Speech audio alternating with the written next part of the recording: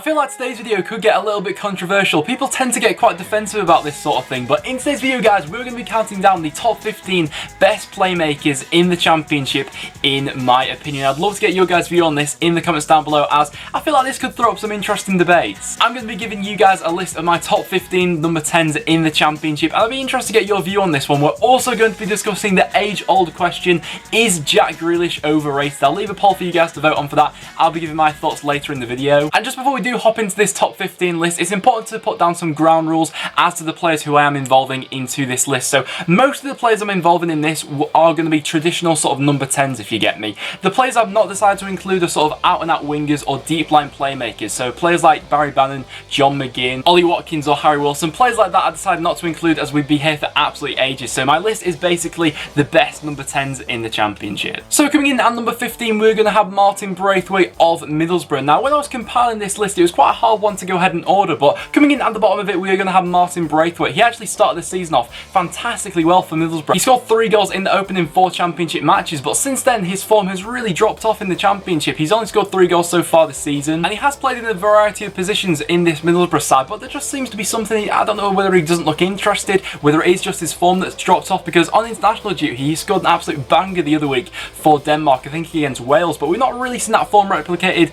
recently in the Championship. So Borough fans would be interested to know what you made of Braithwaite so far. Coming in at number 14 on the list, we're then going to have Preston North End of Swansea City, a really intelligent footballer who I really do like the look of. Only 22 years old, definitely has bags of potential going into the future. And I think that playing in this Swansea City side is going to be good for his future, really. Last season we saw him on loan at Ipswich Town, where we saw flashes of absolute brilliance from him, but he wasn't really in the best system there. Playing for an Ipswich side under Mick McCarthy in that sort of direct system was never really going to suit him, but playing for Swansea, we've already seen glimpses of brilliance so far this season, picking up little pockets of space in this Swansea City side, playing the ball around very well. His pass accuracy has been very good so far this season, and scoring 2 goals and picking up 1 assist, good player so far. In at number 13, we are then going to have Eze of QPR, now a player who I definitely could have put higher up onto this list. The only reason I put him fairly low down is because I've not actually seen much of him. Obviously he has really burst onto the scene this season with QPR, and he's one of the main contributing factors as to why QPR have done so well lately. Playing in that number 10 position, being so direct with the ball, making forward runs, being that linking player between the attack and the midfield. So far this season we've seen him score 3 goals and pick up 3 assists as well, and going into the future, only 20 years old,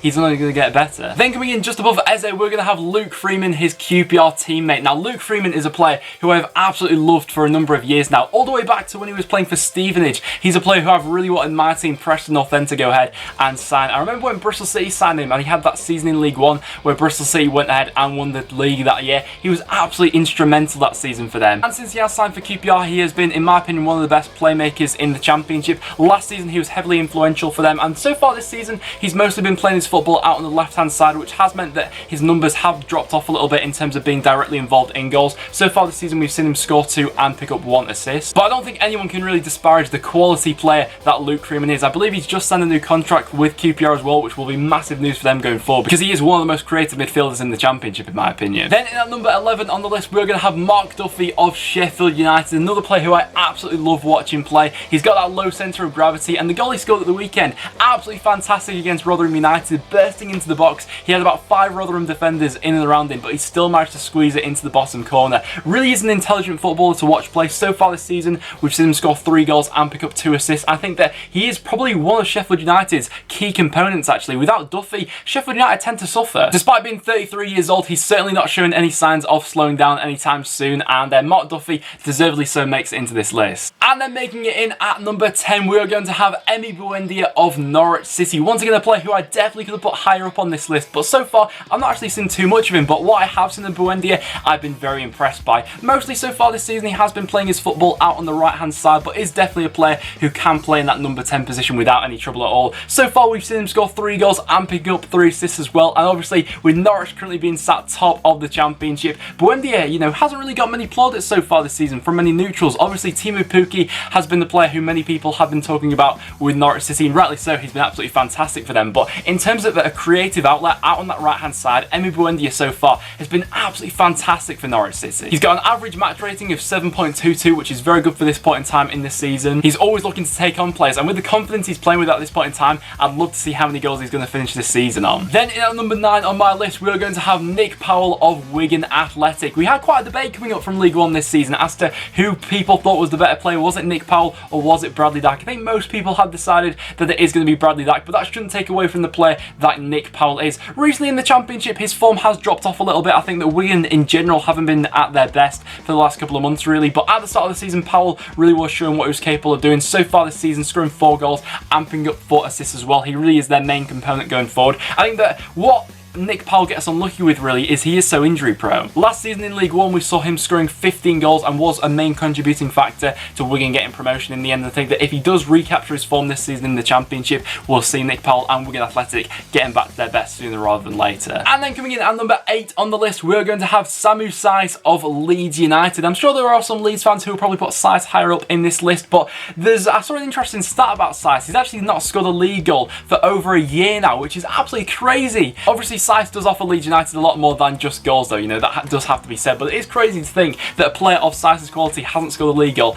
in over a year. But so far this season he's already been able to pick up 4 assists and has been one of the key cogs in this Marcelo Bielsa side. In terms of creating chances and creating space for others, he's a very intelligent footballer by the way he actually plays the game. If you watch him play for 90 minutes, you see the type of runs he's making, the type of movements he's making off the ball and the space he's creating for others. He's a very intelligent player. He doesn't always have the final product. I think that his shooting sometimes can be a little bit questionable. I think that is fair to say of Samu Saiz. That's one area of his game which he does need to touch on a little bit. But he is still a quality footballer without any shadow of a doubt. I think in his last 2 matches for Leeds United he's actually picked up 2 assists. So going forward this season, Saiz will be an important player for Leeds. Then making it in at number 7 on the list, we're going to have Preston North End's Alan Brown. And I must say, Alan Brown, he just scores banger after banger after banger. What a player Alan Brown has developed into over these past few years in the Championship. So far this season we've already seen him score 5 goals and pick up 3 assists as well. He's developed into that number 10 role, and we've actually seen Alan Brown play pretty much every position as a Preston fan. We've seen him play at centre back, at right back. He's been a defensive midfielder, a holding midfielder, but most recently he has been playing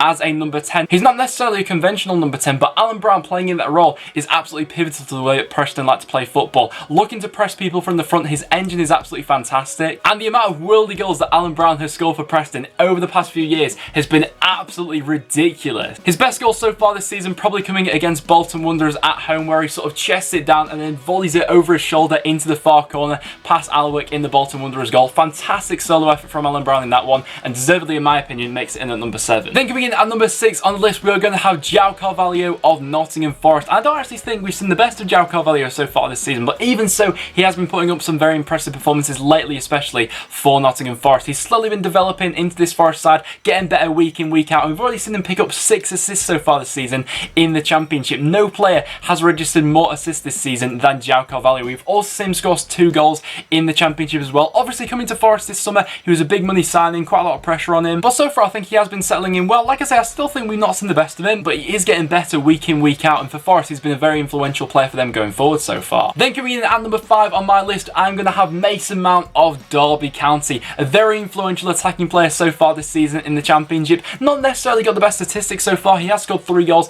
and picked up 1 assist, but when you actually watch Mason Mount play, you can see the quality he's got. So far this season we've seen him create the most amount of chances for this Derby County squad with 35 chances created already. That's 17 more than the next player for Derby, which is absolute madness. He also has some of the most key passes so far this season in the Championship as well, and when he is fully fit and firing for Derby County, he's a player who you need to watch out for sure. And then coming in at number 4 on my list, I'm going to have Bradley Dack of Blackburn Rovers. Now it is fair to say that Ben Pearson probably got the better of him at the weekend, but even so I'm not denying the quality of player that Bradley Dack is. I think that so far this season the best we've seen Bradley Dack is when he's in that partnership with Danny Graham going forward, when he's able to play in that number 10 role. We've seen Tony Mowbray sort of experiment with Bradley Dack's position. We've seen him play out wide a couple of times, sort of drifting inside. We've seen him play as a false 9. I don't feel like that quite suits Bradley Dack. I think Bradley Dack is best playing off a target man like Danny Graham, where he's able to get inside the box, play with that poacher's ability, and he has scored goals so far this season. We've already seen him pop up with 8 goals so far this season and 2 assists as well. He started this season on absolute fire for Blackburn Rovers, picked up a little bit of an injury, but since then he has been getting back up to full form. Obviously everyone was made aware of Bradley Dack last season with the season he had in League One with Blackburn Rovers, and making that step up to the Championship, I'm not gonna lie, I didn't think he'd be as good as he has been so far this season. There has already been quite a lot of interest in Bradley Dack, and so in the January transfer window it's going to be pivotal that Blackburn managed to keep hold of him. And then coming in at number 3 on my list, we're going to have Jack Grealish of Aston Villa. Now, this may be a little bit of a controversial opinion, but I do believe that there are a couple of players who I think are a bit further ahead of Jack Grealish, and we are going to discuss, is Jack Grealish overrated? I'll leave a poll for you guys to vote on this, because I find it quite interesting, really, the whole debate about Jack Grealish. So far this season in the Championship, we've seen Jack Grealish score 2 goals and picking up 2 assists. Obviously, on the face of things, they're not the best statistics, but I don't feel like you can always judge a player like Jack Grealish solely off statistics. Interestingly enough, though, I believe he still does have the best pass accuracy in the Championship with 87.3% pass accuracy, which for an attacking midfielder is absolutely unheard of. Is Jack Grealish overrated, though? That's what we're here to answer in today's video.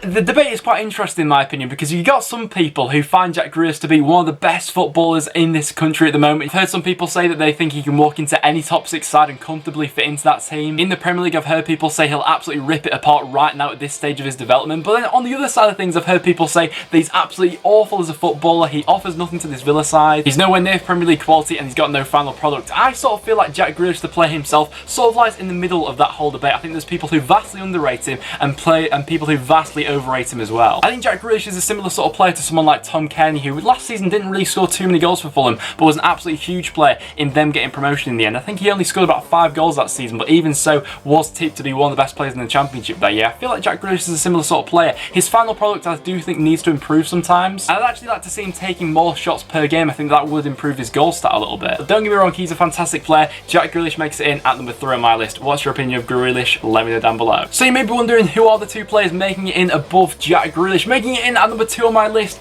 we're going to have Harvey Barnes of West Brom, currently on loan from Leicester City. Harvey Barnes has been a player who I've loved watching play for West Brom so far this season, and maybe it's the fact that he's playing in the side like West Brom, who have been very attack heavy so far this season, opposed to Villa, who were struggling earlier on in this season. But even so, Harvey Barnes so far has been absolutely fantastic. He's been scoring banger after banger after banger in the Championship. His close control and dribbling ability is absolutely fantastic. When he's running at you, players just can't get anywhere near him. He's so silky on the ball, and already so far this season we've seen him score 7 goals and picking up 3 assists as well from that number 10 position. We see him taking more shots per game, and he's been more involved in the attacks for West Brom so far this season. Harvey Barnes is going to make it in at number 2. But making it in at number 1, and the best playmaker currently in the Championship, in my opinion, is going to be Pablo Fernandez of Leeds United. He's got absolutely everything to back that up, in my opinion. He's just been sensational for Leeds so far. He has an average match rating of 7.51, which is absolutely fantastic for a creative player like Pablo Fernandez. He's only started 10 games so far this season, but in those 10 games he started, he scored 6 goals and picked up 5 assists, which is absolutely crazy. He has absolutely flourished under Marcelo Bielsa so far, and whenever Fernandez has been out of the side, Leeds have struggled going forward for creativity. In terms of his vision on the ball, being involved in the build-up play for Leeds so far under Bielsa this season, Pablo Fernandez has been an absolute central figure for them. Since his debut for Leeds in the Championship, no player has had more assists than Pablo Fernandez in the league, and he's just an absolute wizard on the ball for Leeds United. But guys, that is my top 15 list of the top Championship playmakers in my opinion. Do you guys agree with my rankings? Let me know down below. I'd love to get some debates going down there. But guys, that will now wrap it up for this video. So if you did go to enjoy, make sure you do leave a like. It is always massively appreciated. As well as that, make sure you do subscribe for some regular Championship content. But apart from that, thank you very much for watching, and I'll see you all in the next one.